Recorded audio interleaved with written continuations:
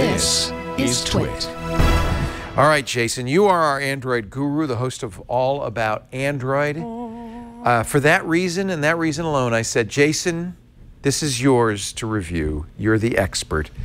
Besides, I'm getting the Note 8, the iPhone X, the Pixel 2. I don't need another phone. Yeah, whatever. How much was it? First of all, get your fingerprints off that phone. Okay, so actually I have help. Michael Rosner saw how we needed gloves in order to handle this dang phone. What did you were wearing a black rubber glove from Father Robert. That was Father Robert's doing. It was weird.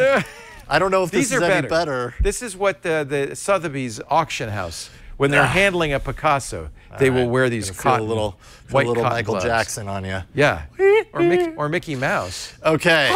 It actually also helps the display. So thank you to Michael Rosner for sending me a 20-pack of white gloves. Now, wait a minute, just before you go too far, compare that to the iPhone size-wise. Okay, so size-wise? It's the same size screen, but look how much smaller it is. It's kind of hard for me to That's that bezel. at this angle. Gotta get some hands. I know. No one does gloves. But that's lack of bezel really makes a difference. Yeah, definitely. And I mean, that's one of the big qualities here with the Essential phone is that 3 of the 4 bezels, as you can see, top and the sides, are pretty much non-existent. Wow. The only bezel you really have is down at the bottom. So, so you maximize the screen real estate, essentially, to the device. Not only that, the Essential phone, I feel really weird with the white glove on right now. The Essential phone has this really, I mean, it's a striking design, right? It almost looks piano black. It's basically titanium on the side. It kind of has a mirrored quality. This is ceramic on the back. Really shiny. Okay, wait a minute. Is that a scratch? There are, okay, so Did you scratch my phone already? Okay, down, that is, I don't know, well, that might actually be a scratch, dude. Yeah, so, okay, so this is ceramic, by the way, which essentially even points out on their website, like, you can't do anything to this, right? It's ceramic and titanium, which is total baloney because within an hour of having this phone and setting it on a table. Wait a minute, I gotta shine. Yeah, get in there and buff that, please. Buff that up. It's gonna, that'll buff right out. No, it's a scratch. Is that a scratch? It's not buffing out. Okay, Oh man, I'm bummed. Yeah. So I thought ceramic. Look at that. It's terrible looking. So yeah, that's after 1 week. This honestly, these scratches were here after like a couple of hours. You handed this to me before TNT. And during TNT, we had it sitting on a table and showed it off a little bit. At the end of TNT, I looked at it, and there were those scratches on the back, ceramic. It could have been me, because I did the same thing. I thought, oh, it's ceramic, it's titanium. I just put it on the table. I didn't put it in a case. Normally, I would, you know, I've already got my Galaxy Note 8 case. Right. But I just thought, they said this is tough, you could drop it. Yeah, right. Well, they say you can drop it up to, I think, 6 feet, and Please it would don't. survive. I'm not going to until maybe the end. I don't know. Okay, at the end. You know, got a big old scratch on the front, but that's just Gorilla Glass. No, wait a minute. That ain't no scratch. That's a crack, dude. No, yeah, so we took a closer look on this. That's a crack. I'm going to defer to you, to your judgment. Day one, that glass cracked. And I'm telling you, I did nothing dangerous to these things. No, it was not dropped. Don't get me wrong. I have dropped my fair share of phones. I have broke my fair share of phones. I'll cop to it. But that was definitely not this. I was taking care of this because the design is so striking that I was afraid to hold it because I don't want to drop it. Yet, even in taking really good care of it, stuff happened, and I don't even know how it does. I'm wondering if that's a manufacturing defect, that maybe there's too much pressure on it or something, because we didn't drop it, but it is definitely, it's a crack. And the reason I say it's a crack, not a scratch, is it's deep. Yeah, it definitely goes deep, so I don't know what could have done that. But on the back, you do have the dual cameras, which, you know, Essential is touting camera quality. And I have to say, does not live up to the promise on camera quality. It's not, you know what, the quality is okay. We've got a couple of image samples. See, this was in studio. It looks all right with good lighting, right? Yeah. I can even see Burke in the back. Yeah. It's a little grainy in the dark It's a little grainy back there and everything. It's, whose leg? Oh, that must be Jammer B. I'd recognize those socks anywhere. Yeah. And this was outside. Yeah, that is not a great shot. Look at the brightness at the top and the darkness at the bottom. We were dog hunting, and that was one dog we looked at. Really, it's about, and actually, this is the 360-degree camera, which we'll talk about in a second. Oh, okay. It's really about performance. When you have a camera on your phone and you want to take a picture, you tap that shutter button and you want it to fire off.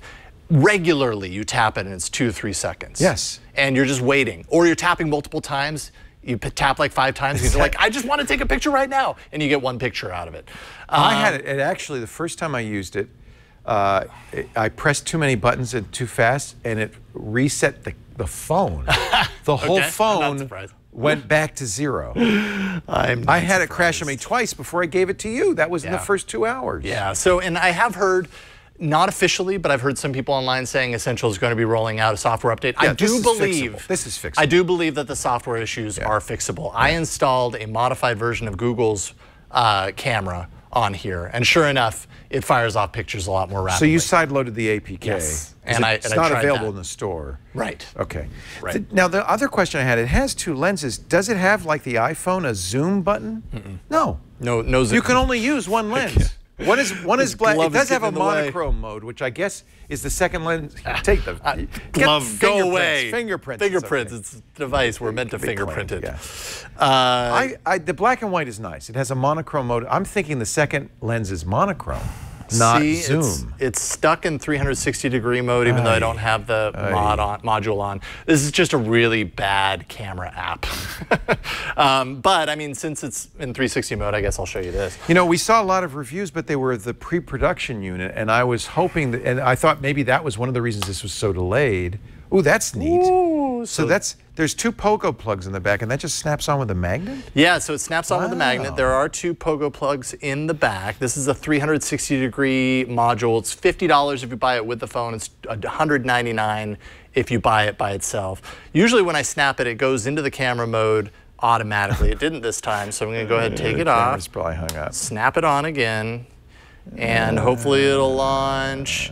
There's a little bit of a delay at launch. Now we got to wait a little bit until the feed comes through. So the pogo pins are only sending power. Oh. It's powering the device. And actually inside this camera, you can hear a little fan whirring around when it's powered up. That's weird, isn't it? And so there's a little bit of lag too, right? Like, I guess it's yeah, there's a lot of lag. Yeah. Because it's transferring data wirelessly through. So it's Bluetooth? I believe it's, yeah, through Bluetooth. What? But it is a 360-degree camera, and that just kind of snaps on. This is like an example. We were at an event called Touch a Truck, where you get to see all sorts of big rigs and trucks. That's not bad quality for a 360. That's not too bad. You know, the seams were okay. Again, it came down to performance more than anything. It's like sometimes you'd snap this camera on and it would automatically launch the camera. Sometimes I'd have to reboot the phone in order for it to recognize the 360-degree camera. Sometimes you press shutter and it doesn't take a picture and it locks up and you have to like force it out and restart again. So there's software issues. Hopefully they can fix that. How is it as a phone? It's a pretty pure Android. It is very pure Android. That's one of Andy Rubin's priorities. He invented Android. Really tried to emphasize when they first announced this earlier this summer that it's pure Android. Yeah, and there's really not much modification at all. The only thing that I think is a real modification is the camera app because of the 2 dual cameras and the 360-degree camera. Isn't that ironic? The one bit of software they had to do, they didn't do. They didn't do very well. Yeah. Okay, and do we know what the update policy is and all of that? Are they going to be? I haven't heard anything about their update. I really hope that because it's Andy Rubin, that he holds that to, you know, is very stringent. It's not on Oreo. Updates. It's not even 7.12. It's 7.11. Right, and you know, obviously it's going to get updated to Oreo. Oreo was announced right about the time that this started hitting people's, you know, houses. 128 gigs of storage. That's the only way you can get it, right? There's no. Yeah, it's pretty limited on upgradable options. 4 gigs of RAM, 128 gigs of storage, Snapdragon 835. So the most premium processor that you can get. It did feel snappy to me. Did it seem snappy? And I was just going to say, performance is really pretty great. Battery, I feel like I didn't have enough time with it to really judge its battery. I've read a lot of reviews that say the battery was so-so, not amazing. I wouldn't say that it was amazing in my time with it, but I would like to give it more time to really know. It takes a while because it has to settle down. Yeah. I installed all my apps, got it up and running, and it was still at 90% battery. That's very unusual for me. My initial impression was this might have great battery life. It is a fairly big battery for that size phone. It's 30, 40 milliamp hours. Yeah. That's pretty good. Yep.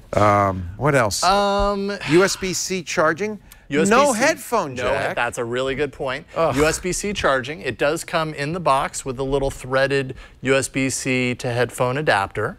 And I do have to say, I like the braided cables.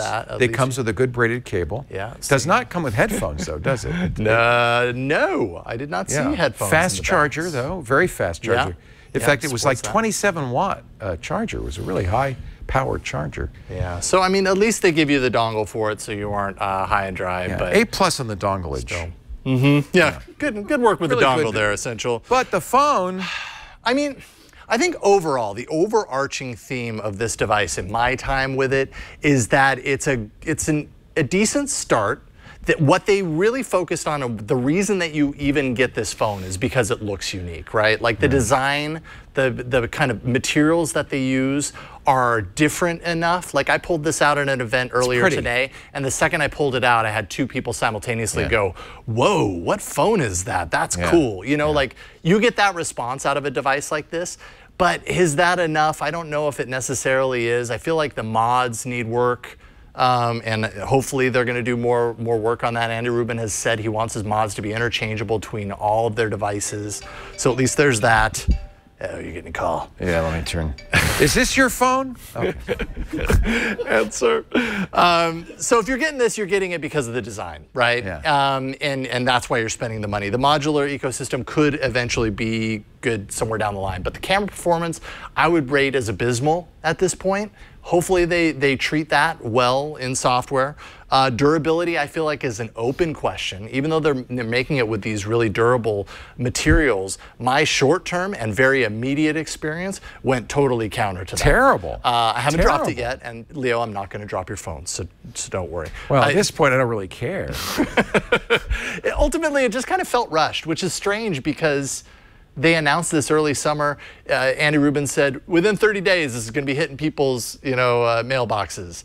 And then it took another 3 months of unresponsiveness, while they worked to get it out and everything. Yet it still feels unfinished. I can sympathize. You want it, but maybe they should have taken a little more time. Yeah. Or, well, what's your recommendation? Buy it? I don't know that I automatically recommend that you buy it. I'd wait for version 2. I would say wait for a version 2. I would say do not buy it. Yeah. Absolutely not. I mean, the fact that we were able to scratch it and crack it in 24 hours. Less. 12 hours does not bode well for it. It was kind of crazy. And from gentle handling. From that point, I was scared to death of using it, of putting it in my pocket, of putting it on the seat in my car as I drove. Like, I didn't know where to put it because I wasn't sure where the next scratch was going to come from. And that's weird considering the materials that this is made with. And I don't think there are many cases out there, if any. In fact, their website points out that you won't need a case because it's indestructible. Yeah. I mean, they specifically point that out. So I would say wait till version 2. It's an interesting start. I'm convinced they're going to have more to follow up with this because they've got a decent amount of funding at this point, and it's Andy Rubin. I guess I just expected more. It's disappointing. I expected a lot. Yeah. I wanted to give him every benefit of the doubt. I think we both did. Yeah. It's very hard to say this, but this is not a phone you should buy. It's not essential. This is not your phone.